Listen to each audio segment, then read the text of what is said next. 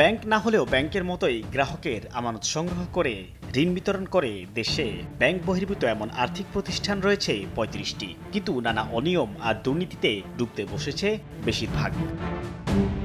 বাংলাদেশ ব্যাংকের তথ্য, এই খাতে মোট খেলাপি ঋণের পরিমাণ ২৭,১৮৯ কোটি টাকা। গেল ৩ মাসে বেড়েছে ২,১০০ কোটি টাকা।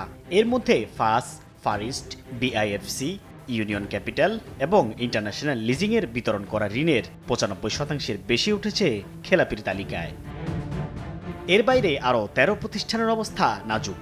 তাদের দেয়া ঋণের ৫২ থেকে ৮২% বেশি হয়েছে খেলাপি।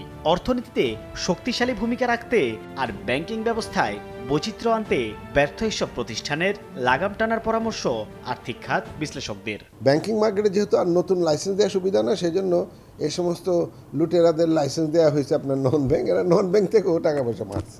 যারা নাকি ফাইন্যান্সিয়ালি সাউন্ড আছে, যার ক্যাপিটাল ভালো, লিকুইডিটি ভালো, যার এনপিএল কম, এই ধরনের ২-৩টা রেখে বাকি সবগুলো এক্সিট পলিসিতে ফেলে দেওয়া উচিত বা এগুলো বন্ধ করে দেওয়া উচিত। এমন পরিস্থিতিতে প্রতিষ্ঠানগুলো কেন বন্ধ বা মার্জ করা হবে না, সেই ব্যাখ্যা চেয়ে বাংলাদেশ ব্যাংকের দেয়া চিঠির জবাবও এসেছে। বর্তমানে চলছে তথ্য যাচাইয়ের কাজ। এরপর চূড়ান্ত সিদ্ধান্ত নেওয়া হবে বলে জানিয়েছে বাংলাদেশ ব্যাংক। আবেগী কথাবার্তা চলবে না, তাকে বিভিন্ন ফ্যাক্টস অ্যান্ড ফিগার্স দিয়ে বোঝাতে হবে যে এই ফিগারের কারণে আমার প্রতিষ্ঠান চলমান থাকবে, বন্ধ করা উচিত হবে না। তো সেগুলো আবার আমরা আমাদের ছাঁচে ফেলে দেখব ফিনান্সিয়াল ইন্ডিকেটরগুলির যে অবনতি ঘটেছে আগামী ৫ বছরের মধ্যে এখান থেকে আমি উত্তরণ করতে পারবো।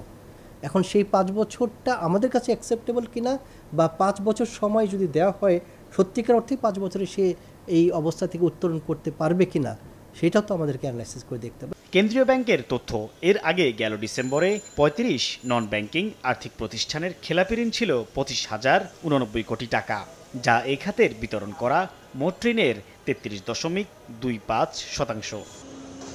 সাইফুল ইসলাম, সময় সংবাদ, ঢাকা।